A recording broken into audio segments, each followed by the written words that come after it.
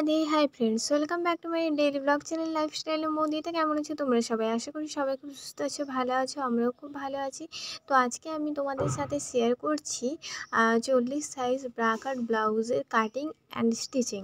তো পুরো ভিডিওটা তোমরা দেখতে থাকো, আশা করি তোমাদের ভালো লাগবে। আর এখন আমি তোমাদেরকে ব্যাক পার্টটা কাটিং দেখাচ্ছি, কারণ এই ব্যাক পার্টের পরে ফ্রন্ট পার্ট কাটিং করব এবং তার ফ্রন্ট পার্টের পার্ট ওয়াইজ কাটিংগুলো তোমাদের সাথে শেয়ার করব যে কিভাবে 1 2 3 4 চারটাই পার্ট হয়, তো সেগুলো কিভাবে কাটিং করি সেটাই আমি তোমাদেরকে শেয়ার করব। তো দেখো, ব্যাক পার্ট অলরেডি কাটিং হয়ে গেছে, আর এটা পুরো 40 সাইজের মাপেই করছি। তোমরাও চাইলে এই মাপটা অবশ্যই নিতে পারো। তো এটা আমার কাটিং অলরেডি হয়ে গেছে। এবার চলো ফ্রন্ট পার্টটা করে দেখাই। সেমভাবে আমি ব্যাক পার্টটা বসিয়ে নিয়েছি এবং ব্যাক পার্টের ছাপটা ফ্রন্ট পার্টের ওপর নিয়ে নিচ্ছি। আর ফ্রন্ট পার্টে 1 থেকে 1.5 ইঞ্চ এক্সট্রা রাখতে হবে, তোমরাও চাইলে রাখতে পারো। আর এই সাইডে যেহেতু হুক হবে তার জন্য এক্সট্রা রেখে দিলাম। তো এইভাবেই পুরো আমি ফ্রন্ট পার্টটা করে দিলাম। আর আর্ম হোলের দিকে 1/2 ইঞ্চ ভেতরের দিকে কমিয়ে দিলাম। তো চলো এবার ফ্রন্ট পার্টটাও কেটে নিলাম। তো এবারে ফ্রন্ট পার্টের একটা পার্ট আমি কাট করব। তো আগে আমি শোল্ডারটা একটু ডাউন করে দাগ দিয়ে দিচ্ছি। আর এখানে দেখো আমি 4 ইঞ্চে ওই যে নেক লাইন যেটা হবে ওইখানটাতে 4 ইঞ্চ এবং মানে লম্বার দিকটা 7 ইঞ্চ দিয়ে একটা বক্স তৈরি করে তার মধ্যে রাউন্ড শেপ করে দিলাম। তো এরপরে আর্ম হোলের সাইড থেকে 5.5-এ আমি একটা দাগ দিচ্ছি। আর এখানেও দেখো, ওখানে নিচে যে মাপটা আছে তার থেকে 1/2 ইঞ্চ ওপরে আমি আরও একটা দাগ দিলাম। এই যে দেখতে পারছো, এই যে দাগটা দিয়ে দিচ্ছি। তো এটা হয়ে গেছে বেল্ট কাটিং। তো এটা এরপরে আমি তোমাদেরকে একটা পার্ট তোমাদের সাথে শেয়ার করছি। তো দেখে নাও কোথায় কত মাপ নিচ্ছি না নিচ্ছি। আশা করি তোমরা বুঝতে পারবে এবং নিজেদের ক্ষেত্রেও ট্রাই করতে পারবে। তো দেখতেই পাচ্ছ, নেক সাইড থেকে আর্ম হোল থেকে একদম বেল্ট পর্যন্ত আমি এই যে কাটিংটা করে নিলাম। এবারে এই যে নেক লাইন ওইখানটাতে আমি 1/2 ইঞ্চ কমিয়ে কেটে নিলাম। এরপর ফোর পার্টটা যেটা মানে বেল্টটা, ওটাও আমি কাটিং করে নিলাম। এবার নাম্বার 3 পার্টটাও আমি এই যে কাটিং করে নিচ্ছি। আর 4 পার্ট আর 3 পার্টের কোনো কাজ নেই, তো এটা আমি গুছিয়ে রেখে দিলাম। এবার 1 এবং 2 পার্ট এটা আমি কমপ্লিট করব। তার কারণে দেখো, নিচ থেকে 2.5 ইঞ্চে একটা দাগ দিচ্ছি, তারপরে এই সাইড থেকে 3 ইঞ্চ আর এই সাইড থেকেও 3 ইঞ্চ। তো এইবারে এই তিনটে ক্যারচাভাবে এরকমভাবে নিয়ে কোনাকুনি করে আমি একটা দাগ দিয়ে দিলাম। তো এইভাবে এটা আমি কাটিং করে নিচ্ছি। এইখানেই শেষ নয়, এগুলো আরও বাড়াতে হবে। তো সেইগুলো আমি তোমাদের সাথে একটা করে শেয়ার করছি, দেখে নাও। এখানে ফার্স্টে আমি নাম্বার 1 পার্ট যেটা ছিল সেটা আমি নিয়ে নিলাম। আর সেটা নিয়ে এখানে আমি ছাপ তুলে নেব, মানে ছাপ নিয়ে নিচ্ছি চকের সাহায্যে।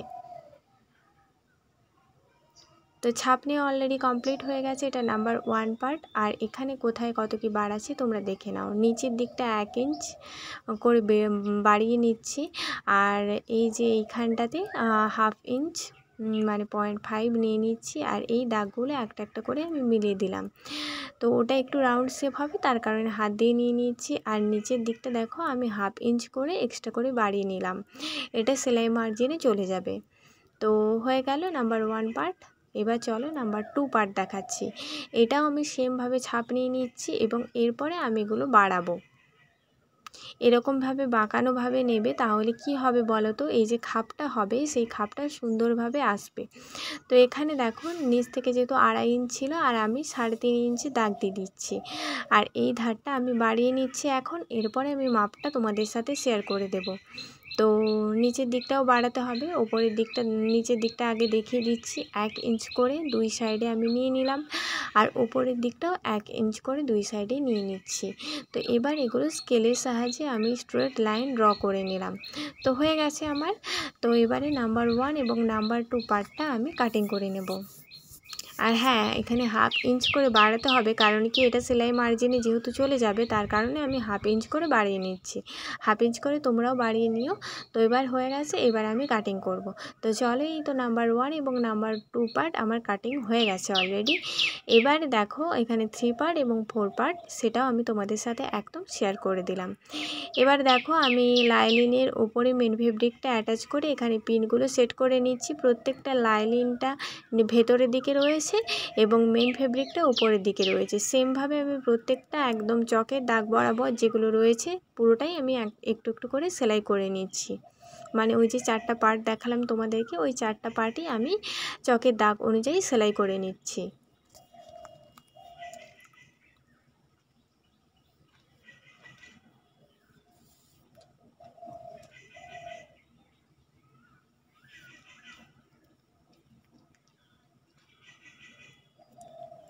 এই তো দেখতে দেখতে আমার সেলাই প্রায় কমপ্লিট।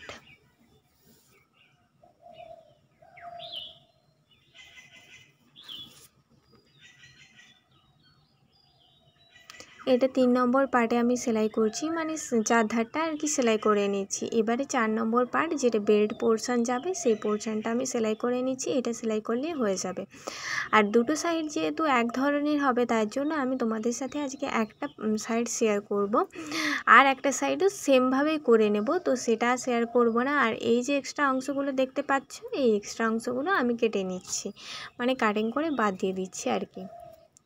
তো সেমভাবে সমস্তটা আমি কাটিং করে এক্সট্রা অংশগুলো বাদ দিয়ে দেবো। এই তো কাটিং হয়েও গেছে। এবার চলো একটা একটা পার্ট জয়েন্ট করব। এখানে দেখো দুটো পাশই আমি পুরো সেলাই করে নিয়েছি এবং এক্সট্রা অংশ কেটেও নিয়েছি। এবার একটা একটা পাশ আমি সেলাই করব। এখানে ফার্স্টে 1 নম্বর এবং 2 নম্বর পার্ট আমি জয়েন্ট করব। তো যেই মার্জিনগুলো এক্সট্রা রেখেছিলাম সেই মার্জিনগুলো থেকেই আমি জয়েন্ট করব। এটা ভেতর দিক থেকে, মানে দুটো পার্টের সামনের অংশ ভেতরের দিকে রাখতে হবে, আর আমি এই যে বাইরের দিকটা থেকে সেলাই করে নিচ্ছি। মানে লাইনিং যেই সাইডটা থাকবে সেই সাইডটা থেকে তোমরা সেলাই করে নেবে, আর মেন ফেব্রিকটা উপরেই চলে আসবে সেলাই করার পর। আর ধার বরাবরও দেখো আমি সেলাইটা করে নিচ্ছি। তো হয়ে গেছে আমার। এবারে দেখো আমি এখানে টেকিং দেব, তার কারণে 1 ইঞ্চতে আমি একটা দাগ দিলাম এবং এখান থেকে ক্যারচেভাবে ত্রিভুজ শেপে আমি দাগটা দিয়ে দিচ্ছি। এবার এইখানটাতে আমি ডবল সেলাই দিয়ে টেকিংটা দিয়ে দিলাম। তো টেকিং দেওয়া অলরেডি কমপ্লিট। এবারে তোমরা লুকটা দেখো কত সুন্দরভাবে খাপটা এসেছে। তো এইভাবে চাইলে তোমরা অবশ্যই কিন্তু ট্রাই করতে পারো। এবার 3 নম্বরের সঙ্গে 1 এবং 2 নম্বরে যে খাপটা আমি রেডি করলাম সেটা জয়েন্ট করে নিচ্ছি সেমভাবে। আর কিভাবে জয়েন্ট করছি আশা করি তোমরা বুঝতে পারছো, আর যদি না বুঝতে পারো অবশ্যই কিন্তু সেটা কমেন্ট বক্সে কমেন্ট করে জানিও। তো এখানে আমি ডবল সেলাই করে নিচ্ছি এবং সাইড থেকে একদম ধার চেপে একটা সেলাইও করে দিচ্ছি এইভাবে। তো হয়ে গেছে সেলাই। দেখো 1 নম্বর 2 নম্বর 3 নম্বর পার্ট একদম আমি জয়েন্ট করে দিয়েছি। এবারে 4 নম্বর যে বেল্ট পার্টটা রয়েছে ওটা এবার আমি জয়েন্ট করব। দেখো এই যে এইটা এবার আমি জয়েন্ট করব। তো এটাও আমি বসিয়ে দিয়েছি একদম এর ওপর বরাবর, তারপরে আমি সেলাইটা করছি। তো এখানেও ডবল সেলাই দেব এবং ধার চেপে একটা সেলাই দেব।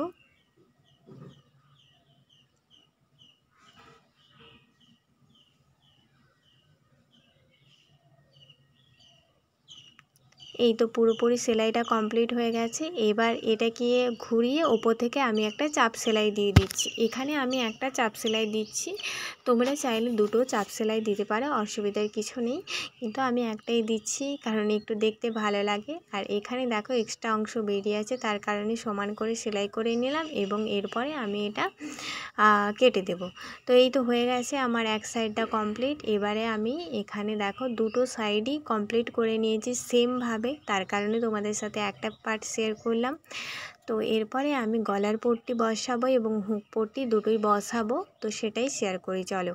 ফার্স্টে গলার পট্টি নিয়ে নিয়েছি লাইলিন নিয়ে, আর লাইলিনটাকে আমি ডবল ফোল্ড করে দিয়েছি এবং নেক লাইনের যে সেলাইটা ছিল সেই সেলাই বরাবরই আমি সেলাই করে নিচ্ছি। আর এখানে দেখো ছোট ছোট করে কাট লাগিয়ে দিচ্ছি যাতে আমি যে শেপটা করছি সেই শেপটা খুব সুন্দরভাবে ফিনিশিংভাবে আসে। আর এরপরে দেখো লাইলিনের উপর থেকে একটা চাপ সেলাই দিয়ে দিচ্ছি, আর এরপরে লাইলিনটা ভেতরের দিকে ঘুরিয়ে নিয়ে আর একটু ফোল্ড করে তারপরে আমি সেলাই করে দিচ্ছি ভালো করে, যাতে এই সেলাইটা একটু সরু হলে দেখতে ভালো লাগে, তার কারণে আমি এখানে ডবল ফোল্ড করেও তারপরে আবারও ফোল্ড করে নিচ্ছি, তারপরে সেলাই করে নিলাম। আর এই তো হুঁকঘর বসানোর জন্য, মানে হুক যেই সাইডটাতে বসবে সেই সাইডটার জন্য আমি লাইলিন নিয়ে নিয়েছি এবং হুঁকঘর যেভাবে আমি তৈরি করি সেভাবেই আমি তৈরিটা করে নিচ্ছি, মানে হুক যেই সাইডে বসবে সেই সাইডটা আর কি।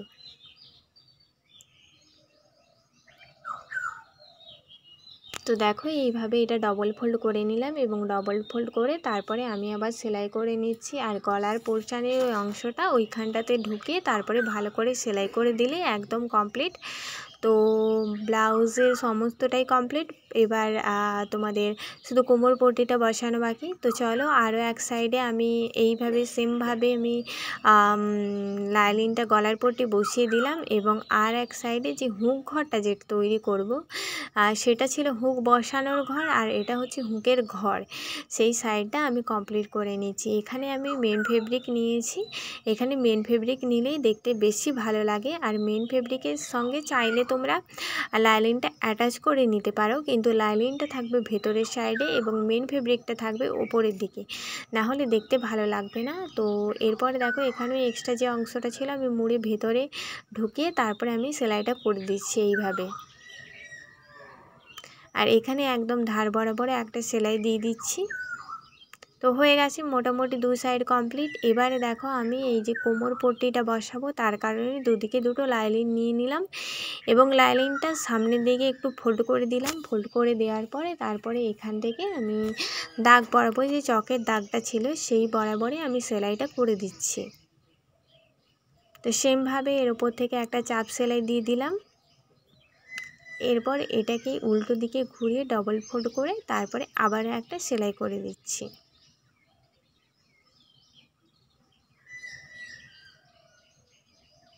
তো এইভাবেই আমার সেলাই করা কমপ্লিট হয়ে গেছে। এবারে দেখো আমি এটাকে ভালো করে তোমাদের সাথে শেয়ার করে দিচ্ছি। দুটো পার্টই অলরেডি কমপ্লিট। এই হচ্ছে ব্লাউজের ফাইনাল লুক, মানে ফ্রন্ট পার্টের ফাইনাল লুক। কেমন লেগেছে তোমরা অবশ্যই কিন্তু কমেন্ট করে জানিও। আর চলো এবারে ব্লাউজের ফাইনাল লুক দেখানো যাক। এই তো হচ্ছে ব্লাউজের ফাইনাল লুক। এই ব্লাউজের এখনও দুটো পার্ট শেয়ার করব, একটা হচ্ছে ব্যাক পার্ট আর এই হাতার ডিজাইনটা তোমরা যেটা দেখতে পাচ্ছ ওটা আমি তোমাদের সাথে শেয়ার করে দেবো কীভাবে এই হাতার ডিজাইনটা করলাম। তো যাই হোক ব্লাউজের ওভারঅল ডিজাইনটা কেমন লাগলো অবশ্যই কিন্তু সেটা কমেন্ট করে জানিও। ভালো লাগলে ছোট করে একটি লাইক করে দিও আর অবশ্যই আমার ফেসবুক পেজটা ফলো করে রেখো। তো চলো আজকের ভিডিও এই পর্যন্ত। টাটা, রাধে রাধে।